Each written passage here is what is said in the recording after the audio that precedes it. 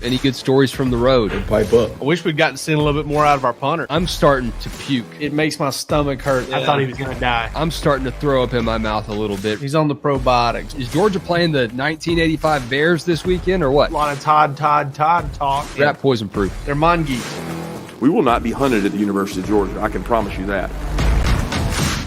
The hunting that we do will be done from us going the other direction. It's time to edit that thing, I think. We got some new voices in here now. Welcome into the Georgia Show. I'm Wes, Palmer, Jake, Rusty, and Jake. My God. Holy hell, look at that screen. This is a 30 for 30 if I've ever seen it right here. Yeah. What would we call the 30 for 30 of this production? Ooh, that's a good one. Too many dogs. I'm a lot older than y'all, so my 30 for 30 chapter will probably be at the end. Like it'd be R-rated. Be like the U.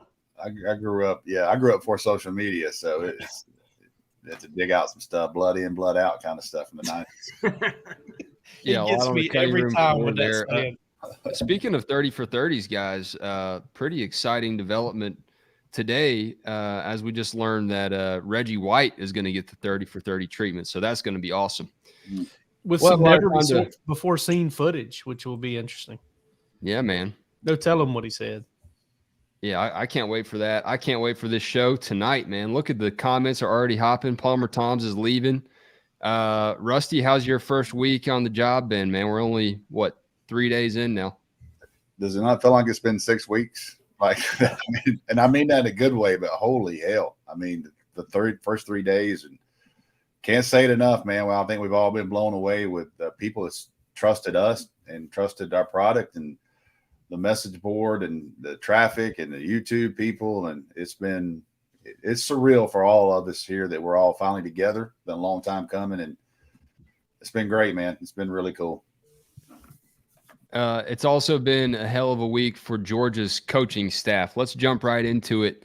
You've had a lot of intel behind the premium paywall at DawgsHQ.com. And if you haven't jumped on it by now, I would just check the carbon monoxide detector in your house. It's $1 to get in here and find a lot of juicy details on the dogs. But we can tease you a little bit.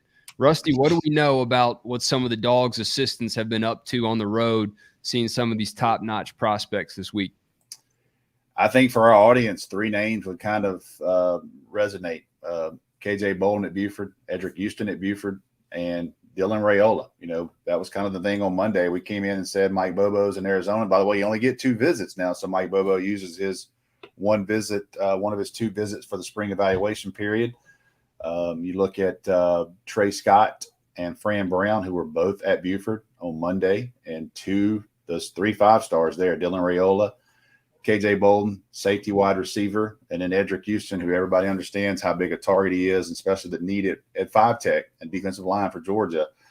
They waste no time on Monday getting out and getting in front of those guys. People ask me all the time, what's spring evaluation? Well, the coaches get to film those kids. They get to watch them either work out, or they get to watch them practice, or they can stop by their school, and you have the entire day. So if Kirby Smart goes by and sees Wes Blankenship in the morning work out, he can come back and watch Wes Blankenship. He'd be very disappointed. But that's his. You get that one day, that one hit, and then you get another hit. So a lot of teams save those for spring games, those types of things. You have to be very strategic in what you do, because you only can be in front of that guy twice during the spring evaluation period, and that is over with, I believe, Monday of Memorial Day.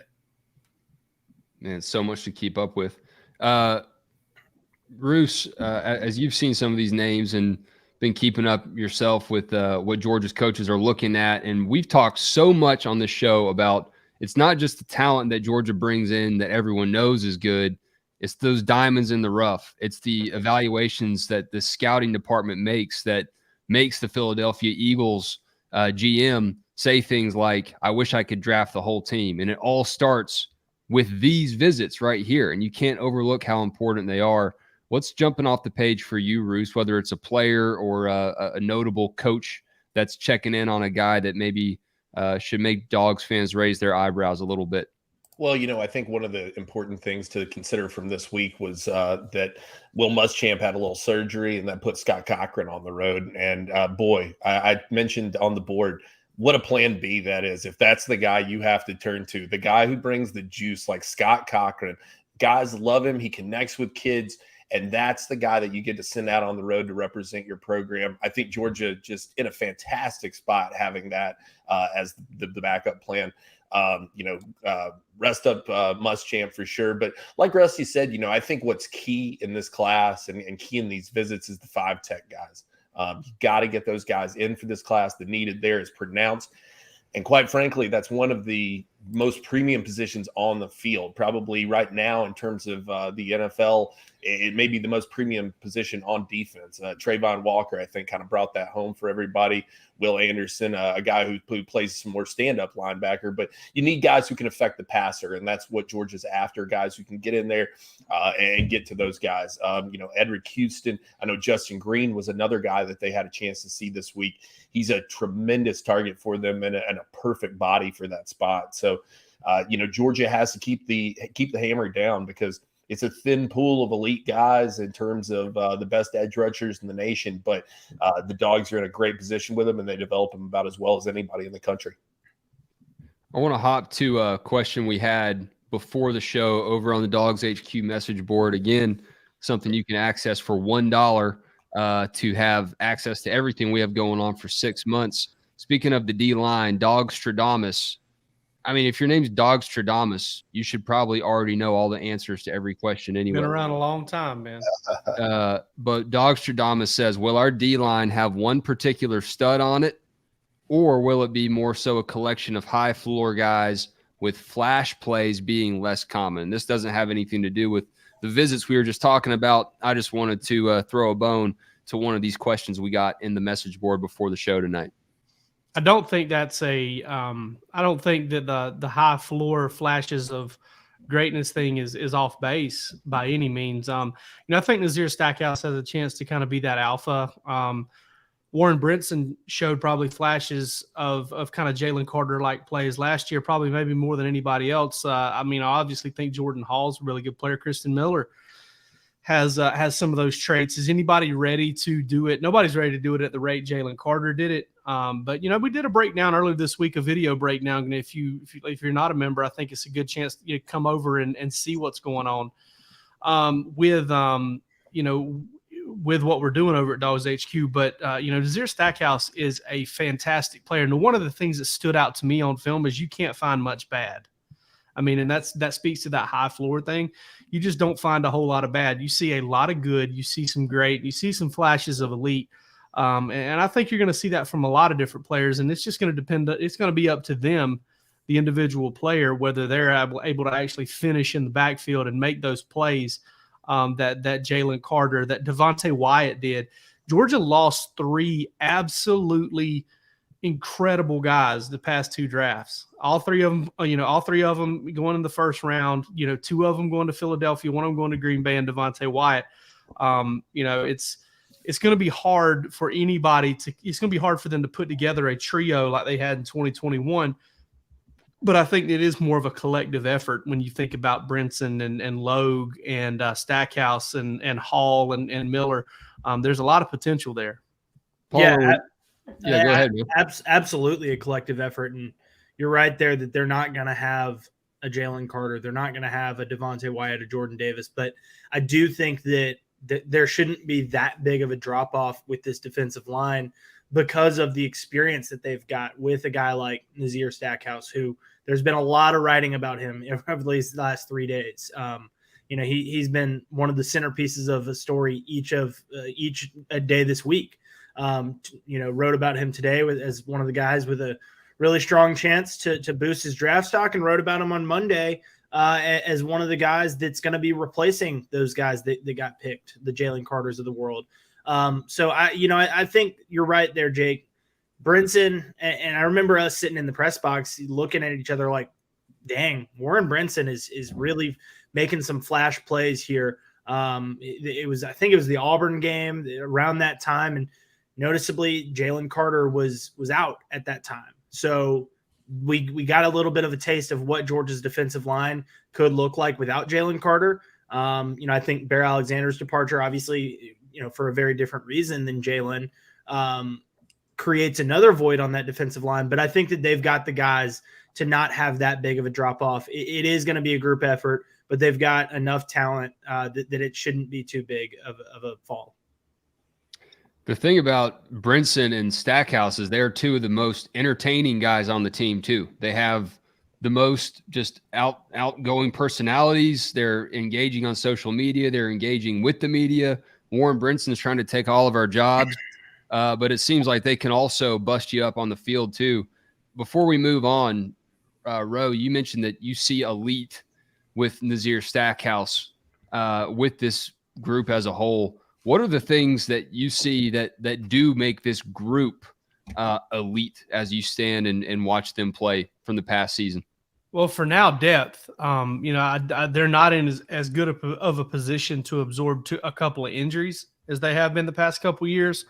But just from a depth standpoint, you go about 2-3 deep, 2.5, 3 deep here with guys that you don't experience a whole lot of drop off. And that's especially the case if Jonathan Jefferson can make a little bit of a move, if Jordan Hall can get himself really, really ready to play a high number of snaps, and if Christian Miller steps up, that's very much the case. And you got Tyrion Ingram-Dawkins, a guy that Rusty mentioned earlier this week. Dude, he's a big timer. I was hearing some stuff about him. I think right around midway through spring practice, where it was kind of like, man, there's still ups and downs, but the peaks are higher and the valleys are higher too. He's found a little bit more of a level of consistency, and I think Rusty will tell you right now that that guy finished spring practice off with a bang as far as practice goes, and I think Tyrion Ingram-Dawkins is a guy that they're just going to try to find ways to get him involved more, not just from that defensive end position. Rusty, you think so? Yeah, I mean, he had the best spring he's had at Georgia, and it's time. He's a grown man. I went over to was he from Gaffney, South Carolina? I went over there. Yes, Gaffney. Yeah, see him practice one Peachoid, day. baby. Yep, go by the big peach there on 85 and going up the road, and big butt. Yep, saw him practice, and I thought, this guy, he looks like a Georgia dude, and it's time for him. He's putting his time behind some guys that wound up being drafted, and I think we talk about that. And Michael Williams is another guy. He can play so flexible. Can he play in that 5 technique and play down with his hand down, and he can stand up some. So, do they have a Jalen Carter? No, but guess what? There's not many of those. But it doesn't mean there's going to be a production drop off at Georgia and say, do what they do. You guys, it sounded like it's a long time ago. You remember, especially Jake Rowe and Roos covering recruiting, how Georgia got negative recruited about not having any defensive line drafted for like 6 years, man. Yeah. I mean, for 6 years, they didn't have a D lineman drafted, which is insane. And those days are long gone and over. Now it's like, how many are they going to get drafted? And kind of the buzz around the place and for the NFL scouts, some of the stuff I heard is Nazir. A lot of people think that he could really make a lot of money and play himself into maybe a late first next year. Not just a TikTok star. The thing I like about Tyrion Ingram-Dawkins is that South Carolina legacy, like you mentioned, wearing the 93 just evokes those feelings of Richard Seymour if he can step up to the plate and deliver this season. Someone that always delivers is the team over at Breaking Tea. And if you have been watching, that Breaking Tea is on the ball with all of the topical developments when it comes to Georgia football. And the most recent example of that is this Philadelphia Dogs, Georgia-Delphia Eagle Dogs rollout that they've had after the Eagles once again drafted a bunch of Bulldogs. This new one here came out since we met last. We highlighted the big one here with the dog on it. You can choose between green and gray. This crew has a few green T-shirts heading our way, I believe. But this one's pretty sweet too. The Georgia-Delphia Eagle Dogs in more of the Dogs colors. If you're a little too squeamish wearing all that green, we don't blame you. But you can also select some of it in the green fashion if you like. Head on over to Breaking Tea. You need a new Georgia Bulldogs T-shirt. We all know you do. So go over there. The link is always in the show description. We hinted a little bit about some post-spring developments, guys. And again, this is premium content over at DawgsHQ.com. So I don't want to give it all away, but we ran through everything on the offensive and the defensive side of the ball. Outside of the defensive line, let's throw a little line out there, guys. When you see Georgia's offense, everything I'm hearing just by proxy from y'all and from others is that Carson Beck is unstoppable. He finished well. I'll say this. We all know, and Jake Rowe, I may have peeked at y'all a little bit, some of the stuff that Rowe wrote during the spring. I'm going to say that. Look, he had a scrimmage where he had a scrimmage that didn't go well. I think he had 2 or 3 picks. And then he followed that up with a Tuesday practice that didn't go well at all. And about the last 2.5 weeks leading into G-Day, Carson Beck flipped a switch and he got hot and he kind of showed everybody what he can be and what he can do. And he just looks comfortable, man. I mean, when you watch him, it looks easy. He makes the right reads. He's getting the ball out of his hand quick. I don't think people appreciate a couple of things. And the ability to get the ball out of your hands that quick and what he does he have to be the most athletic dude in the world? He doesn't have to be, because if he knows what's going on, what defense you're in, he knows the mismatch, he knows the guy, and he's got the arm strength to drive the ball in there. And man, he looked dialed in on those drives in the spring game. I know Kirby Smart in that halftime interview. If that had been a real game, he might have had Mary Beth on him a little bit. Some of the words he would have used, because I can tell you that he was not happy with that first half performance after what Carson Beck did to him. I'll tell you what, Carson Beck right now is, and nobody's going to get this reference. I would not be surprised if Rusty got it. Carson Beck's Gail Devers in the 1996 Olympics in the hurdles. She was the best. There was nobody. It was her race, man. And she got to, I think it was like the next to the last set of hurdles, and her kneecap barely clipped one, and she didn't clear the foot, and she kind of went down on her elbows. And that was it. She didn't win the gold medal. And Carson Beck just has to not catch his knee on a hurdle at this point, because he's going to get coached real hard during preseason camp. And it's going to be real hot. And he's used to it. He's from Jacksonville. Me and Rusty talked about this. I think it was on Monday on your first day when we were talking about the quarterback situation.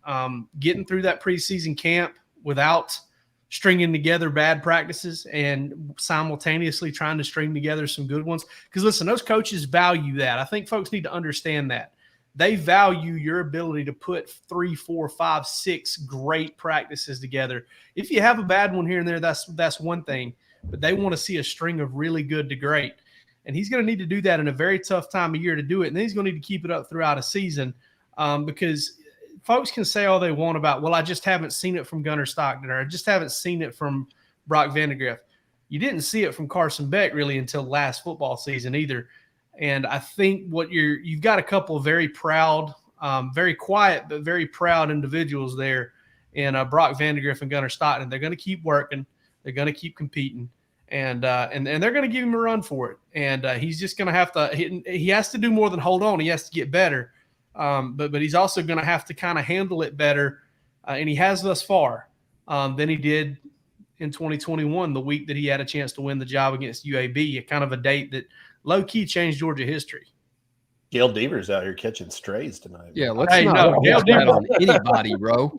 Gail Devers, y'all see these little hot dog fingers that I got? She had nails as long as my fingers. She had fingernails so long, and she was a beast. Yeah, she caught that hurdle. When I was a kid, I thought that's why she fell. I thought that her fingernails got caught on the hurdles. Next thing you know, you'd be pissed off at Ben Johnson for taking one little shot of. I mean, he had to face Carl Lewis, man. I mean, what's a little juice to do right there in Seoul for that race? I know I can out-sing Carl Lewis. I do know that. Man, I feel like this is a brand new show. I'm going to ask questions that I would never ask when Rusty wasn't on here, but we got some new juice. So let's bring up Brock Vandegriff, man. What makes that guy tick? I mean, that is a special guy in this day and age to not hit the portal. And we always say this about Georgia quarterbacks. We said it all the way back to DJ Shockley, Hudson Mason, it was always impressive when a quarterback stuck around, but even more so now in this NIL and portal era. What's going on between the ears of Brock Vandegriff to not scare this guy away from Athens with everything we just said about Carson Beck? Well, I covered the Prince Avenue, his dad, Greg. They played in the state championship game this year against Swainsboro. Hell of a game. They wound up winning. Well, Brock was on the sideline pregame, and he walked up to me and said, "Hey, Mr. Mansell, we talked for a few minutes, called up." And I didn't ask him. It's kind of awkward. I didn't, we're just talking. He goes, "Look, I'm going to tell you, I'm not leaving." And he said, it's been, so that was in December, but he was like, "Look, I came to Georgia to fight for this job. And if I don't take a complete shot at this job, I'm never going to forgive myself or be able to live myself because, this job's open. You got spring practice, you got summer, and you got fall camp." And he graduates next December too. So now he could have left and still went somewhere. But he also has that in his back pocket too. He's in December. He can graduate and go somewhere. But he said what he's going to do. He's going to take a shot at this thing, and he's still behind Carson Beck. I think he knows that. But I caution a lot of people because I'm telling you now, Carson Beck's he is hot. He's got all the tools. He's got this arm. He's playing well. He looks like the guy, period. And he backed it up on national TV. But the one thing I say in every interview is not one person has stared down a whole week of knowing you got to play Auburn, you got to play South Carolina, you got to go to Knoxville, and you got to go to Jacksonville. So until somebody takes the team and does that, we really don't know.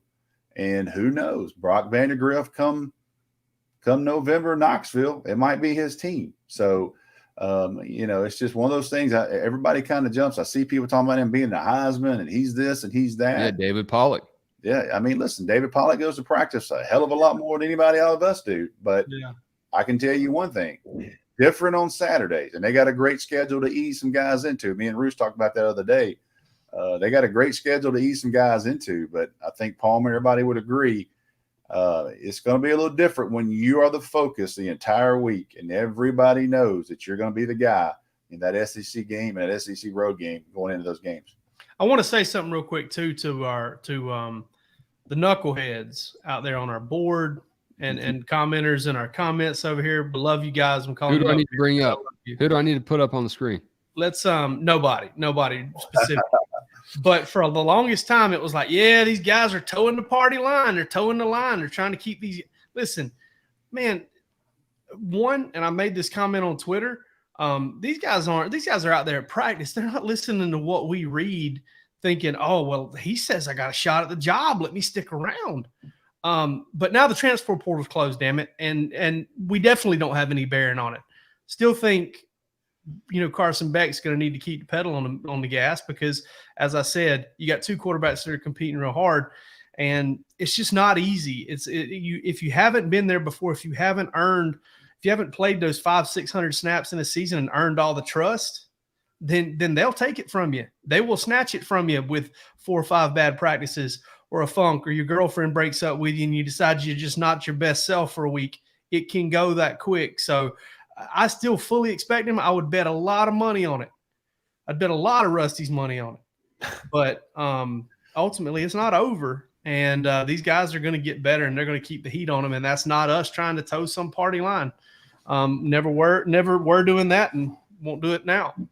I've said I think Carson Beck's going to be the starter. I said I think Carson Beck's going to have a really good year. But got to be careful with anointing him. This guy, that he's going to be in New York and he's going to throw for 4,000 yards and all that, because it's different when that ball snapped and those bullets start flying and you got to process things and all this up. And it's a little bit different. That's the one thing I'll tell you about Stetson. You can have every opinion you want. The bigger the game, the bigger the moment, that guy was there. He was locked in, and man, he time after time after time, he delivered. Yeah. I'm convinced Stetson had concrete in his ears, man. He couldn't hear a damn thing any of us said.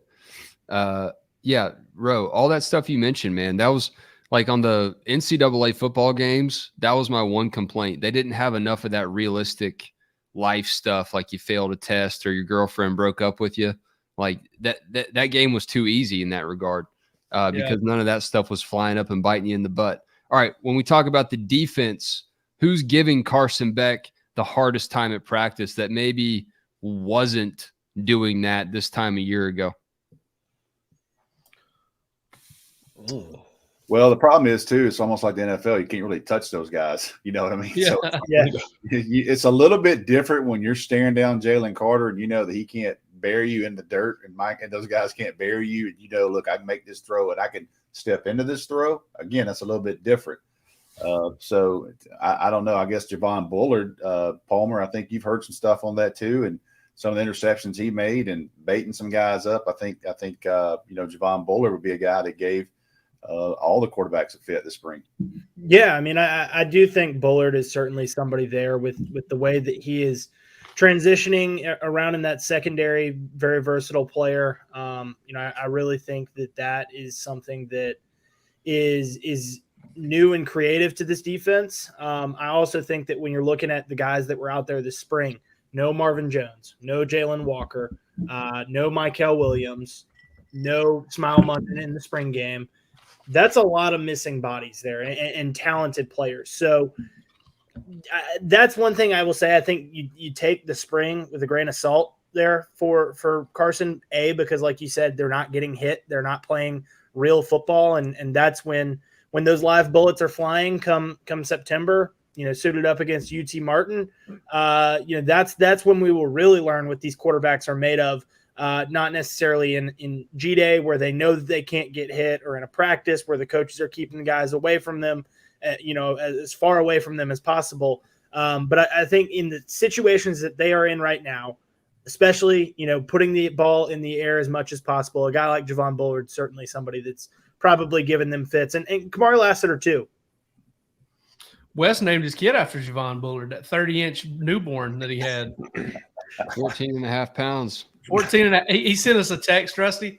It said he said named him Javon Bullard Blankenship, 14 and a half pounds, 30 inches long.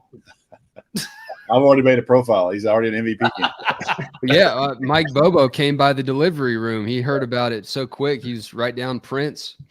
Just hopped right down and got a badge up into the delivery room and gave him an offer on the spot. It was legendary. Who was the Kentucky quarterback that passed away? Big Jared Lorenzen, man. He was Pillsbury throw boy. Hefty lefty. He was the largest baby I think ever born in Kentucky. He's like 14 pounds, 13. Oh my God! Yeah, I did not know that. Oh yeah, that dude was a bust coming out. So hey, you put up Malachi Starks there, and listen, he's the hometown kid. I drive by, where he played his high school ball all the time. I think the world of him. I think he's going to be a fantastic player, but he needs to be a fantastic player because he had a rough ending the last season. I felt like he really struggled in that SEC championship game. The playoff got a little better. But I've kind of harped on this a little bit over here late, and it's not like Malachi Starks sucks or anything. He was a true freshman, but, had some struggles in the G-Day game. I would really like to see Malachi Starks take that next big step. I know Roos is really high on him. I think he's a guy that, when you consider everything he can do, he may be the difference between Georgia having a 2021 caliber defense, just with different strengths, but just caliber as far as turning the ball over and all that stuff. He may be the difference between that and Georgia just having a great defense. Yeah, no, I could definitely see that. I think he has that kind of potential and is that kind of guy who can sway things that heavily, right? I think that you're looking for that talent. You're looking for that guy in this group. And I think that's I think that's what has to be key when you're talking about this defense. I get it with the Bullard stuff too. I think that's important. I think that, what he does, what he brings to the field. And, I think that what's going to be very interesting to me this year is Javon Bullard coming in with all of the confidence that he has coming off of what he did last year. I think that's so huge for him, especially, holding down a safety spot, working the back end. You need a guy back there who feels confident in what he can do. I think that's going to bleed over possibly even onto Malachi Starks. And I think that's huge for Georgia to have a guy like that as his running mate over there. Jack Chambers, I don't know if this is substantial or not. Jack Chambers also asked, how will the Sanford Stadium renovations affect our on-field play? So I don't know if I'm taking Jack Chambers seriously, but the comment is in here, so let's address it. Any thoughts on the rumors that Blue Kane will also play wideout for us? Palmer? I can't believe that's a real name. For Hey, that sounds made up or like a rap name. Blue Kane. It sounds like Walter White got into the cocaine business. And, Blue Magic. Made some of that Heisenberg cocaine. What the hell have y'all got? That's a great name. It sounds like a Netflix show. Hey, listen, I believe those Sanford Stadium renovations, the ones already completed, that West End Zone project, they've helped Georgia's play on the field tremendously because there's been a lot of big time ballers come through that recruiting lounge. So I would say that's probably helped out a lot. Yeah, Kirby jumped on that recruiting lounge very quickly. And I believe that was already approved, but I bet it wasn't approved for what it became. I bet it became a much bigger deal than. So we all covered. I can say it now because it's way done. We all covered Mitch Hyatt, who was the 5-star offensive tackle out of North Gwinnett. So he was a junior. He was a 5-star prospect, and Georgia was recruiting him. And at the end of the game was over. It was a big win for Georgia. They were going to celebrate in the locker room. All the players go into the locker room, the old one. Some recruits try to get in, which they let some recruits in. It was full. The door got shut in his face, and he was sitting there when the door shut. So you shut out a 5-star offensive tackle, and there wasn't room for him. And the kid, he was done with Georgia at that point. So Kirby Smart will never lose a 5-star because the door gets shut in his face now because they have that facility. And like Jake said, that was kind of in the works as well for Coach Rick trying to get that done. But when I walk by there and look at that room now, which is an open bar for the big money donors on the field there, I think, golly, they have come, that it's hard to believe that was for Georgia, 6 or 7 years ago until that thing got done on the open end. Yeah, when you were in the barbershop with Shannon Terry, that's one of the first things I thought about when you talked about leverage. Kirby coming over is not only getting like the indoor facility, which again was already kind of in the works and all that stuff. It was getting exactly what he wanted out of that stuff. It was taking probably, knowing with the way the administration kind of dealt with things, it was taking a 1,800 square foot thing and turning it into something twice that size. It was taking everything to the next level and making it that much more awe-inspiring and effective. Yeah, and I mean, Georgia's, listen, let's be honest about it. Georgia's locker room prior was there were probably a dozen or more high school programs in the state that had better locker room facilities. That locker room didn't even have ceiling tiles in. Yeah. Oh my God. I mean, that little you could see the wiring in the scaffolding, man. Yeah. They had a garage with some indoor turf on it. It's about 12 yards. Yeah. I was always worried about getting stabbed in there. I just knew I was going to walk out with a puncture wound one day. I mean, it's dimly lit. You could run into anything, literally anything. Was everyone in here at Kirby's press conference? I guess, Palmer, you were probably in.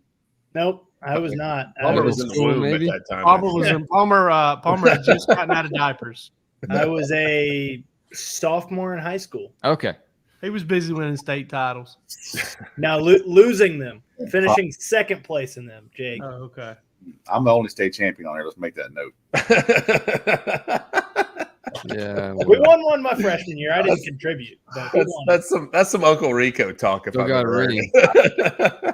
it. Anyways, I'll never forget that though, because Kirby said that he was going to build the offensive and defensive line, and all the boosters in the room just stood up and clapped and cheered and applauded. It was like an actual party when he said that one thing. And you could tell just with that he was going to have some different influence. He was going to have some bigger purses, access to bigger and better purse drawstrings than Mark Richt had. And that's just the way it went down. But now we're actually seeing it happen in the sprawl of the football facilities, man. If Stegman doesn't watch out, Kirby's going to turn that into like an indoor, like a dome or something. I don't know what's going to happen. Yeah, they the loudest cheers in that press conference were somebody asked about Kirby, the involvement in on offense and that's defense. what it was. He said, I'm going to be involved in all of it, and everybody started cheering. And then 2 years later, they're like, Kirby, get away from the offense. The change is quick. We're running the damn wing T here, man. What are we doing? So Yeah, I think one little quick thing. Kirby obviously is a Georgia Bulldog. Played here, loves it. His wife played here, loves it. Worked in the recruiting department. The one thing I'll tell you is Kirby pays attention to everything: tennis, baseball, softball. Like, he is keeping up with all these teams.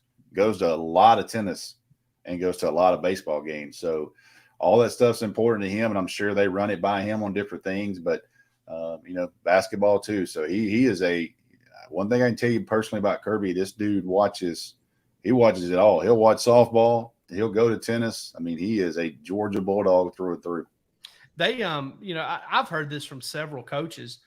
A lot of head coaches do pour into other programs like that because they know their athletes, the biggest community on campus in terms of one sport. They need that athletic community outside of things because, listen, they're not normal students. Some of them have buddies that are normal students or whatever, and they may meet girls that are normal students or whatever. But look at Kirby. Kirby met a Georgia basketball player. They got married. Everything went that way. They need that athletic community. People talk about Title IX and how it's this and that.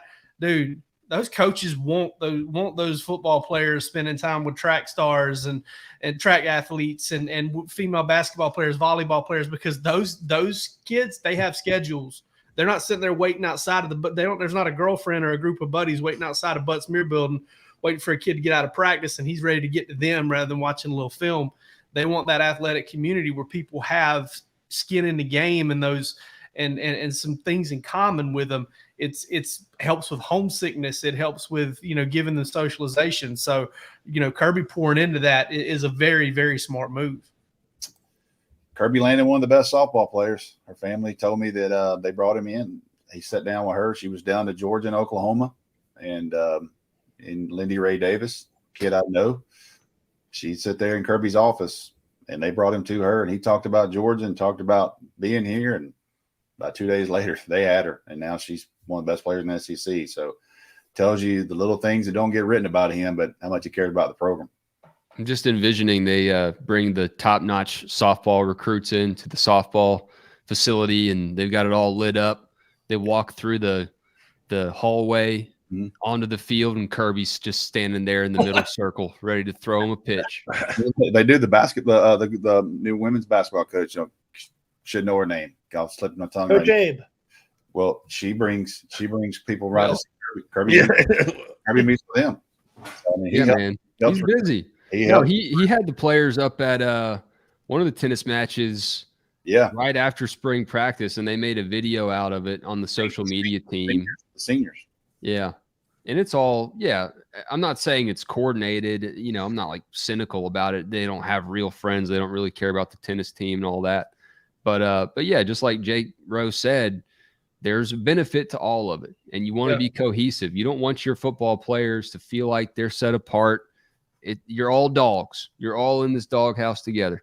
You can just imagine Kirby. You imagine him talking to the number one swimmer in the country in the 100-meter butterfly, and he's like, physicality, composure. Don't nobody do it like we do it. Oh man. Kirby's in there with the swim cap on. Does he still do the high dive? He was a swimmer. So yeah, he did competitive swimming. The Bainbridge community, the Bearcats, one of my buddies in college was a big swimmer. They love the summer swim meets down there. My gosh, you would never think it, but I've heard him talk about it. Summertime, you better get your ass in some water down there. Oh yeah. You jump in, you just hear the sizzle. Everybody's a swimmer. Does he do the high dive still like Rick did? Does he jump off the platform? I think his new coaching salary, the insurance policy doesn't pay for that anymore. So, he might give like a Bainbridge cannonball, but I don't think he's going to get. Doesn't cover that. He does the middle platform. Dive anymore? No. All right. The theme of this show is teasing y'all with all the wonderful premium things you can read over at DawgsHQ.com for $1 until the Georgia-Florida game. I mean, that's just stupid. Rusty, you've been banging the drum for yourself that you're worth more than 4 quarters, and I can't help but agree. I like that. I found 4 quarters in the bottom of like my old ashtray, my damn 87 RX-7. Like $1. The heck? Jake Roos told me the first 15 people who sent him a DM on Twitter that he will Venmo them 1,500 people. I'm sorry, he'll DM them all $1 a piece to sign up. So, I was like, at first I was like, you're gonna have me send $1,500, and then yes, but in a circuitous route, I guess. Yeah, just $1, $1, 1,500 people. You send him a DM, ask for it, shoot him, give him your Venmo address, he'll send it to you. What I will do is send you Jake Rowe's phone number. If you will DM me. I gotta ask. I'm gonna put one of our people right here on. Is Matthew C a subscriber on our board? He is. Yes, okay. 100%. Okay, good job, Matthew. You can keep asking 150 questions in. Oh yeah, dude. Welcome to the party. Because everything, and he also knows what I'm watching, and he just won't, and he just keeps acting like it's the Real Housewives. I like it. So you just saw Albie's hit a home run a while ago. I saw your head. I did. I did. So I'll tell you this, Matthew. Thank you for being here, and you give Jake all the hell you need to, my man. I give it right back on the board sometimes. Yep, good deal. Yeah, he doesn't pull any punches. Mm-hmm. Yeah. So what was I talking about? The mock 2024 recruiting classes that our man Jake Roos put together. Let's get a 15,000 foot view here. Don't spill the whole bag of beans here, Jake. But on offense and defense, maybe a couple guys that people aren't necessarily expecting at this point, or someone that might get our viewers, listeners a little bit excited here. You know, I was a little surprised because I got some blowback for the offensive class. There were a couple of people who said, gosh, I hope we finish better than this. Listen, I mean, there were some huge names in that class. There was a lot of talent. If Georgia finishes that way, I think people should really be pretty thrilled with it. Offensive line was one that kind of especially got some blowback. And what I continue to caution people about in this cycle is that, you know, this is not a deep offensive line class in general nationwide. And what does that mean? Well, that means that invites more NIL money to be a bigger factor for a lot of guys. And so, you know, Georgia is going to have its say. And I'm not saying that they're out of it for any number of guys because of that. But you have to understand the asking price for some of these guys is going to skyrocket because there's only a finite number of these dudes in this class. You know, I'll spill the beans on one thing. We did put Dylan Raiola in the class. I don't think that that's probably a surprise to anybody. If you've been watching this show for a little while, we've been talking a lot about that. We feel good about Georgia's chances there. And really, on the offensive side of the ball, that made things hard to predict to some degree because you don't know what the fallout from a decision like that is. How does that affect an elite offensive lineman who wants to be in the sphere of a guy like Dylan Raiola? How does that affect these 5-star wide receivers out in this class? You know, I think it can shape so much, but until it happens, you know, when and if, then it's hard to predict exactly the outcome of that. But, you know, I think overall, Georgia has a really tremendous class forming. They've got a number of commits already in, and I think they can finish really strongly as well. The defensive class that I put together, as I was writing it, and Rusty and I kind of had a chance to chop it up and bounce some names off of each other, was tremendous. I mean, it's big time, man. And I mean, I think it would rival about any defensive class that they've had since they've been in Athens. But like I said, you know, for me, the offensive stuff is a little bit harder to predict because you don't know the fallout of having a guy like Raiola involved if and when it happens. So I hate to sound like I'm, you know, setting the bar low by anybody's standards, but there's a wide receiver in there, even though I may not be as high on him as everybody else. And there's a running back in there that I think is a lethal combination for Georgia in this 2023 class. I mean, I had somebody who said something about the wide receiver class, and I was like, you know, these are dudes that like, listen, one of the guys, and this, I'm not giving anything away by saying this, Nitro Tuggle is a guy that Georgia really likes. They're high on, and I think is due to continue to climb. Being an IMG is not going to be to his detriment. I think it's really going to help flesh his game out. I think he's going to come in more game ready. And I've said on this show, and I said on the board, Tyler Williams comparisons in my mind when it comes to him. And Tyler Williams is one hell of a football player. I think Nitro Tuggle has that raw ability right now. You see that on his film. I really like where Georgia stands with that recruitment in terms of bringing a guy like that in early and at this stage in the class. It's going to continue to grow, man. And like I said, how does something like a Raiola commitment shape all of this? That's to be determined. But I think if it finished like we have it right now, that'd be pretty strong too. Yeah, the bar is historically high, and the expectations are too. But Raiola coming, man, all bets are off. All right, let's chop some wood. Rusty, the way this works is we've just kind of taken one of Kirbyisms and made it our own. Every Wednesday, we take the axe, we chop some wood about something we're fired up about, something we want to just stand on the soapbox about. So I will start us off and chop some wood about something we have over on the DawgsHQ Instagram page is the top 10 running back rankings. Jesse Simonton, he's really high on the Dogs on some things. This one got a lot of people kind of fired up. Look, I put our faces up, and you can't even see where Georgia is on this list. He's got Georgia running backs as the 7th best running back unit ranking in the country. And I'm not saying that they're not that today. They might be that. But by the end of the season, I'm chopping wood about the fact that I think they're going to be a lot more solid of a unit than you think they might be right now. And it's just a function of Georgia, taking these things and using them as motivation. As we saw last year, the psychological benefit that you have from playing at Georgia and the just the manipulation to get you to play better than you should, or maybe people expect, is real. And that's at play here. But I also just think Georgia's running backs are better than that. I think there's a lot of talent there that's unproven, with Branson Robinson getting healthy and coming into the fall. That's a guy that's ready to go, it sounds like. And maybe he was a little bit timid, just a little bit cautious as a freshman. But when you have a guy like that, Kendall Milton, who I also believe will be motivated to play better than he's played and hopefully stay healthy for his sake, I expect that Georgia's running backs will, in a Mike Bobo offense too, I believe they'll step up and be a pretty formidable group by the time the season ends in 2023. I'm going to chop wood next, and I'm going to go. Listen, I've been doing this series. Palmer wrote a great story, a couple of them or actually it was just one with the next man up at Georgia's draftees. And I tried to go through those guys and do some kind of film breakdown on the next man up and kind of give Georgia fans maybe a little bit of a sneak peek as to what they're getting. Well, I'm going to do it here in the next couple of days on a guy that's filling in for a guy who didn't even get drafted.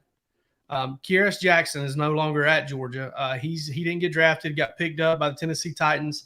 Has a great chance to make that team because those wide receivers are not. Palmer's got him penciled in as wide receiver 1 already. I'll go wide receiver 2. Okay. But listen, one of the things I've done in doing that is I've watched a lot of the Ohio State game. And one thing that has stood out to me every time I've gotten down to the end of that game is the separation and the catch Kearis Jackson made in such a big moment in that ball game. Listen, there are guys more talented than Kearis Jackson, and I would love to have seen him if he just wasn't just completely riddled with injuries for a large portion of his career, and many of which he played through. Dominic Lovett's going to be the guy to replace him in the slot, and I think Ladd McConkey's going to get some looks there, but we're going to say Dominic Lovett is kind of the guy who steps in because he wasn't there last year. Guys, Dominic Lovett's a baller. And I mean, I don't know. A lot of Georgia fans, they leave him out. I don't know if it's because he's a transfer. They don't know him yet. They don't like him or whatever. He did some cool things on G-Day. But, man, go back and watch what he did to the Georgia Bulldogs in the first half of the Missouri game this past year before he got hurt. And go back and look at what he did to, I believe it was Tennessee or South Carolina or somebody. He had a massive game against one of those teams. Georgia has, I feel like, maybe its best and most lethal slot wide receiver since Isaiah McKenzie. And Isaiah McKenzie's still in the NFL making ball plays, okay? So Dominic Lovett, chopping wood about him because I just don't see him brought up by Georgia fans a lot. He's a little bit of honestly, they bring up Ra Thomas more. Dominic Lovett's the one that's way more ready to play. And I know that as the spring went along, I think Rusty would corroborate this. They liked him more and more and more they saw him. All right. I'm going to chop wood about the staff at DawgsHQ. Where the hell were you guys 2 years ago? All right. We got 5 people now here. We've rounded out the team. I'm really happy to have everybody here, and I'm glad for it. But listen, I remember talking to myself, and like I said, you probably couldn't have chosen a better guy to talk to himself. Okay. Do we need to put Roos in timeout right now? He seems Who hot. knows, man? No, I'm just really thrilled that we can all be here together, man. It's been an electric first 3 days, and I'm excited for it to continue. The content's been outstanding, and it was even before all of you arrived, just so you know. But it was it's good to have all the pieces in place, man. And I'm just thankful and happy that we're all here together, man. DawgsHQ Christmas party is going to be lit. Ooh. It's gonna be Festivus, man. It can't be Whatever going to be. Can't be Christmas Eve because I shop. He does. That is a Mansell tradition. I love it. It's one of the best things. So, Palmer, what you got, man? I'm trying to learn. I'm trying to learn the thing. Rusty's taking notes. I am chopping wood. Well, Rusty, you'll learn this about me. I pay Palmer attention. doesn't come to this segment prepared most of the time. that is true. And me neither. That's why I've chopped wood on Brock Bowers like 7 times. Yeah. I don't think any of us do, but you got to Jake- find something in that space of like the last 5 minutes of the show. Jake's chopping wood. Brock Bowers is the GOAT. That's Yeah. it. 9 times out of 10. Mhm. No, you'll learn this about me. I'm the non-football sports guy. I keep up with it all. So I am chopping wood about Blue Cane and Georgia basketball adding to their team. Man, look at this recruiting class. They are top 20 in the country. First time that's happened in quite some time. Last time it happened, they had Anthony Edwards, the number 2 player in the country, kind of spearheading that class that He's pretty good. them up. And yeah, he was pretty good. But they've got 3 top 100 players in the country that have all come on board since September. 2 of them have come on board in the last 2.5 weeks. Previously had signed Silas Damari Jr. had previously signed at USC, point guard out of Charlotte. He's coming to Georgia. And Blue Cane, who had previously signed at Georgia Tech. Both of them got out of their national letters of intent. And Blue Cane, originally from Knoxville, transferred down and played at IMG. He's coming to Georgia. So Big miss for Rocky Top, huh? yeah. He also just kind of looks like a white rapper, right? Yeah. It looks like It's like James Williams and Eminem had a kid. Yeah, no question. Yeah. Harry Potter. Who's the kid from Harry Potter? Draco Malfoy. Ron Yeah. Weasley. Yeah, but I think that Hagrid.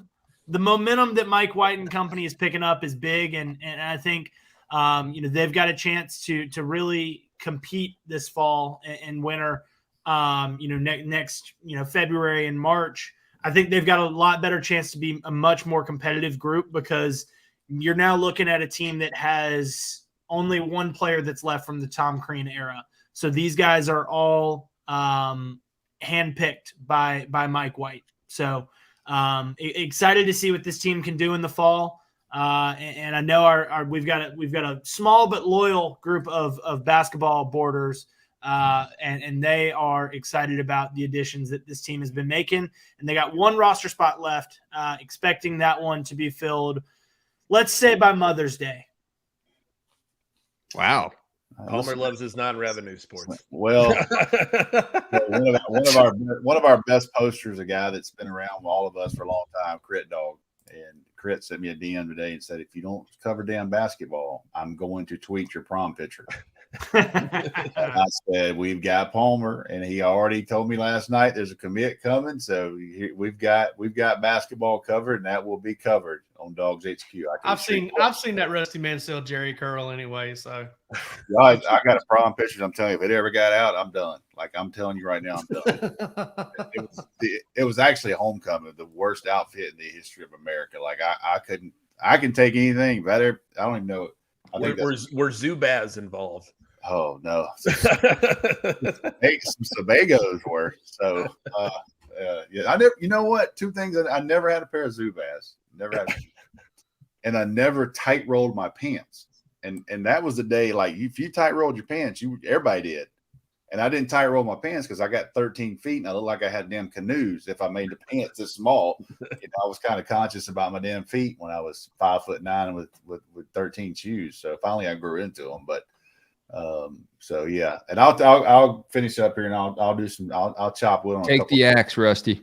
I'll take it. Now I get a mulligan a little bit tonight because I'm gonna go a company deal here. But first of all, I'm chopping wood on our site, and I'm chopping wood on the members that were there, the members that have been there, the members. When Jake Roosh makes his first post, he's got like 3 cousins and 2 undercover guys that are posting, just trying to get some stuff there. And all the way from that point, and everybody that's been a part of this company and this website and this message board up until this week, because yes, we did a hell of a lot of new members, and that was the goal to do that. But everybody that's been here before, I'm sure you guys will attest to this. Thank you for you guys that have been here before, and the people that are here now. And it's not. I'm glad a lot of people came with me, but this is a team of 5. This is a company of 5, and I feel like we got the 5 right pieces. And all it took was an official visit to Rome for Roos and Rowe and a trip to Giggity Sports Bar, and then we got our pieces of the puzzle together. So. I'm happy for us, and I'm chopping wood for our team. And also this, I've got all kind of gear. I'm a gear guy. Like we got DawgsHQ shirts. I got hats. I've got a sweet coffee mug.